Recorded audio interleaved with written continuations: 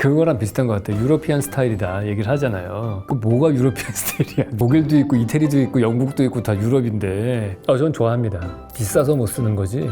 이케아잖아요 이거.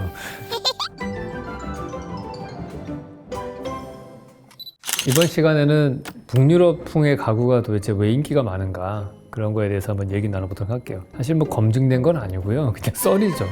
일단 북유럽풍 가구의 가장 큰 특징이라고 한다면은 되게 단순하면서도 되게 기능적인 디자인도 있고 손맛이 좀 느껴지는 것 같아요. 나무를 쓰더라도 되게 갈고 약간의 세련된 곡선들도 좀 있고 그러면서도 천연 재료를 되게 많이 쓴다는 것도 있고요. 패턴 자체는 뭐 나뭇잎 패턴이라든지 약간 독특한 그들만의 스타일의 디자인 풍이 좀 있어요. 역사적으로 보시면은 북유럽이 가구가 발달할 수밖에 없습니다. 이 사람들 겨울이 길거든요. 그 긴 6개월의 겨울 동안 뭐 하겠습니까? 가구 만들어야 되는 거예요. 건축 문화의 대부분의 것들은 사실은 안에서 보느냐 바깥에서 보느냐 되게 중요한데요. 그게 그 지역의 기후에 따라 달라집니다. 북유럽 사람들을 한번 상상을 해보세요. 이 사람들은 1년에 6개월 눈 내리고 뭐 이러면서 밖에 못 나가잖아요. 그럼 주로 대부분 다 실내에서 생활할 거 아닙니까? 그러니까 건축물의 외관보다는 인테리어가 더 많이 발달해 있어요. 나무가 일단 풍부하잖아요. 근데 그 나무를 이용해서 가구를 만드는 게 상당히 많이 발달해 있다. 그렇게 볼 수 있고 이 북유럽에 많은 뭐 가구들 많잖아요. 뭐 프리츠한센 같은 것도 있고 여러 가지 저는 뭐 브랜드 이름도 잘 못 외워서 다 일일이 말씀을 못 드리는데 그러한 가구들이 다 나오게 된 배경에는 그런 기후적인 요소가 되게 강하고 그거에 따라서 디자인이 그대로 재료적인 측면, 자연 친화적인 것들이 이게 나올 수밖에 없었다. 뭐 워낙에 유명한 가구 디자이너 회사들도 많지만은 제가 잘 아는 분은 이제 알바 알토라는 건축가예요. 근대 건축의 4대 거장 중에 한 명인데 여러분들 다 바, 핸델, 모차르트, 베토벤 정도는 아시잖아요. 그 정도의 수준이라고 보시면 됩니다. 일단 프랭크 로이드 라이트. 프랭크 로이드 라이트는 앞으로도 제가 유튜브 하면서 많이 얘기할 겁니다. 미국의 건축가고 오르게닉 아키텍처라고 그래서 유기체 같은 건축하시는 분이 있고요. 르코르비제는 어떻게 보면 우리가 지금 사는 많은 주상복합과 아파트의 원형을 만드신 분이에요. 콘크리트라는 재료를 잘 써서 근대 건축의 아버지 중에 하나라고 보통 얘기를 합니다. 또 한 명이 미스 반델로에라고 철골 구조 많이 잘 쓰시는 분이 있어요. 독일 건축가. 마지막 네 번째가 알바 알토라는 건축가예요. 근데 이 사람은 약간 북유럽 특유의 디자인이 보이는데 의자 같은 것들을 보시면은 이렇게 약간 이 팔걸이 같은 데가 곡선으로 막 이렇게 돼 있고요. 한 번쯤은 보셨을 것 같은데 되게 유명한 꽃병이 하나 있어요. 그림을 그리면 약간 이런 느낌으로 돼 있어요. 유리로 만들어져 있거든요. 이렇게 두께를 가지겠죠. 이 꽃병이 왜 유명하냐 하면은 알바 알토의 건축을 가장 스칸디나비아 스타일이다. 그러니까 북유럽의 특징을 잘 반영하고 있다 얘기를 하는데 이 사람이 핀란드 사람인데 핀란드는 우리가 피오르드 지형이라고 그러잖아요. 빙하가 녹으면서 깎아서 내려가면서 패여졌어요. 그러면서 우리나라의 리아스 시케안과는 좀 다른 독특한 형태의 그런 곡선 형태가 나오는데 거기에 호수가 되게 많지 않습니까? 그게 그런 빙하들이 녹아서 이렇게 떨어져 나가면서 깎아진 지형들의 담수가 많아지면서 물이 차서 호수가 된 거예요. 그러면은 그 호수의 모양이 어떻겠어요? 위에서 보면은 큰 화면으로 이렇게 곡선으로 되겠죠. 등고선을 따라서 그게 만들어질 테니까. 그러니까 호수의 경계부가 다 등고선 라인을 따라서 곡선으로 막 나와요. 그래서 아까 그린 이런 꽃병 같은 게 결국에는 북유럽의 많은 그 호수들의 경계의 곡선을 그대로 드러내서 했다.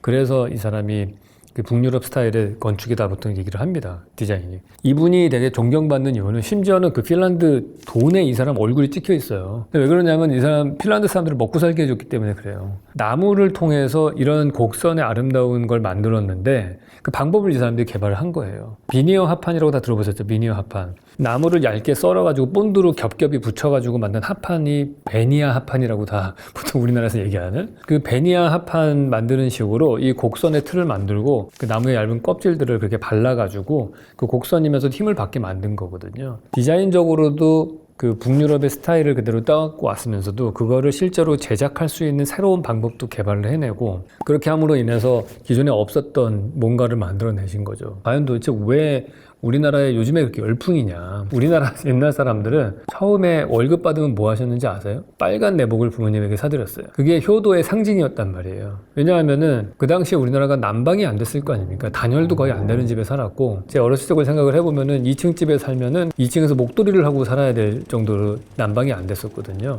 여러분들 젊으신 분들은 잘 모르시겠지만 제 정도 나이만 돼도 추워요. 뭘 껴입고 있어야 돼요. 그래서 내복을 사드리는 거가 이제 주로 됐는데 덴마크 사람들은 얘기를 들어보니까 북유럽 쪽 문화권이죠. 그쪽. 그 사람들은 첫 번째 월급을 받으면 가구를 산대요. 요즘에 우리나라 사람들도 그 유행한다고 그러더라고요. 여러분들도 그러셨나요? 안 그러셨나요? 트렌디하지 않으신 거야. 그 이유가 뭔가 보면은 청년들은 자기 집을 소유할 수가 없잖아요. 인테리어를 할 수가 없는 거예요. 벽지도 못 받고 내 집이 아니기 때문에 계속 떠돌이로 이동해야 되는 거예요. 그럼 내가 갖고 있는 것 중에서 돈을 제일 효율적으로 쓰는 방법은 세 개가 대표적이에요. 자동차를 사든지 옷을 사 입든지 가구를 사는 겁니다. 그게 나의 생활에 밀접하게 환경을 바꿀 수 있는 가장 좋은 방법인 거죠. 가구를 사면은 언제든지 들고서 이사 갈 때마다 자기 공간을 꾸밀 수 있으니까. 그러니까 어려운 말로 노매딕한 삶을 계속 떠돌아다니면서 사는 것이냐 아니면은 정착된 삶을 사는 거냐에 따라서 나의 돈을 쓰는 패턴이 달라지는 거죠. 우리는 점점 실내 공간에서 많이 생활을 하잖아요.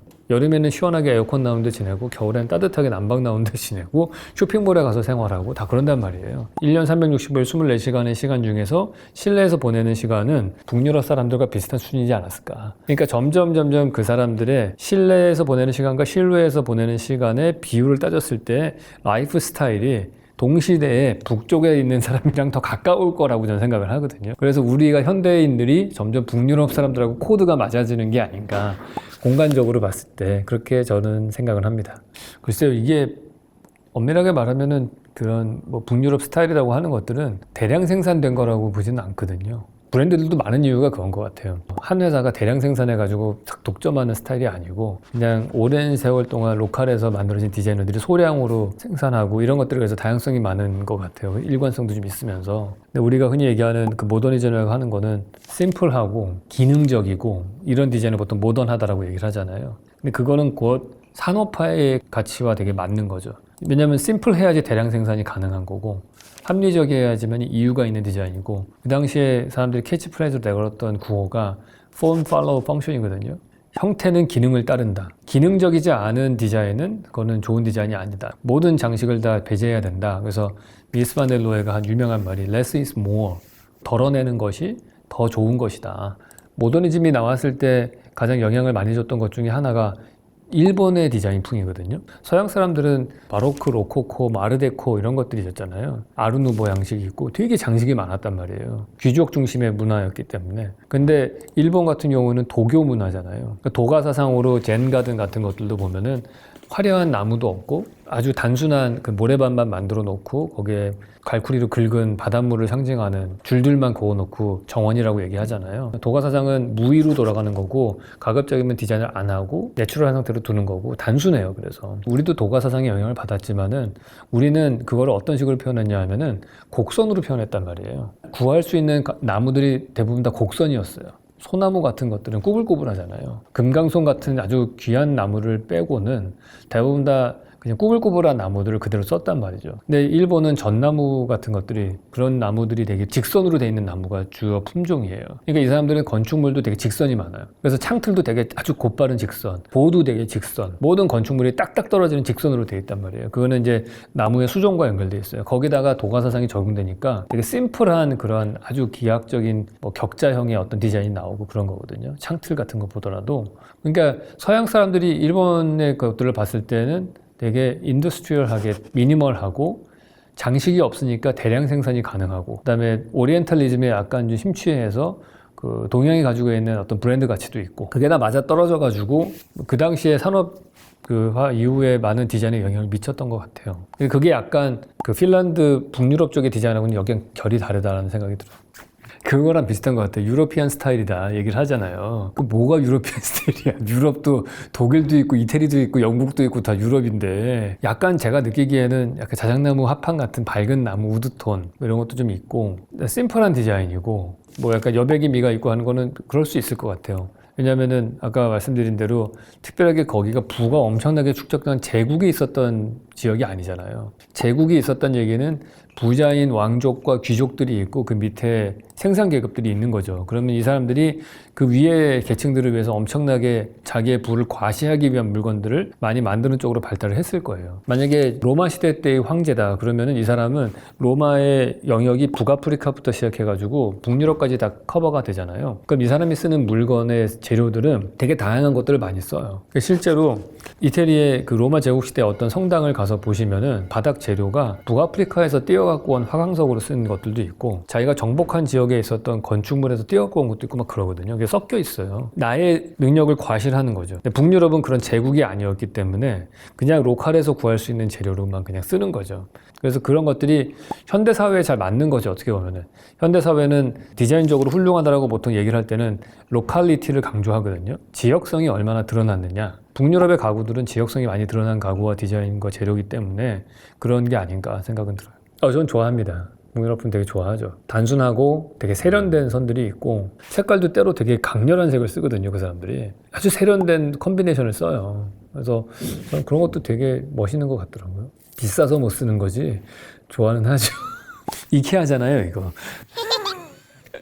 맞죠. 이케아가 북유럽풍은 맞죠. 북유럽의 대표적인 회사니까. 모르겠어요. 이케아는 이미 북유럽이라기보다는 그냥 이케아라고 거의 브랜드가 자리 잡힌 것 같고요. 뭐 이케아 전시장에 가보시면 알겠지만은 스타일이 사실은 뭐 A부터 Z까지 다 있기 때문에 그 안에서도 근데 하나 바뀌지 않는 건 있죠. 되게 효율적인 디자인이라는 거죠. 간단하게 조립을 해서 쓸 수도 있고 지나친 데코레이션이 없고 저는 정확하게 모르지만은 그건 것 같아요. 내가 만약에 나의 쓸 가구를 만들면은 가장 실용적으로 만들겠죠. 근데 내가 만약에 이거를 가구를 만드는 걸로 내 밥벌이를 해야 되는 사람이다. 그럼 장식이 많이 들어갈 거라고 봐요. 그러니까 내가 쓰는 게 아니고 귀족을 위해서 가구를 만든다. 예를 들어서 프랑스 로코코나 뭐 바로크 양식의 어떠한 가구다. 그러면 엄청나게 장식이 많잖아요. 그거는 나의 본업 자체가 그냥 가구를 만드는 거고 그리고 시간을 많이 들여서 품을 들여서 예술적이고 데코레이션이 많게 할수록 비싼 가격에 팔 수 있는 거니까 그쪽으로 발달을 할 거라고 보는데 북유럽풍의 그런 가구가 많다는 얘기는 저는 사용자와 제작자가 거의 약간 일치해서 그런 게 아닌가 생각이 들어요. 네, 오늘 북유럽 가구에 대해서 말씀을 드려봤는데 뭐 저는 가구 전문가가 아니기 때문에 이 정도로까지밖에 말씀 못 드릴 것 같고요. 더 필요한 자료가 있으면은 인터넷에 설치해 주시면 되겠습니다. 그러면은 다음 시간에 또 뵙도록 하겠습니다.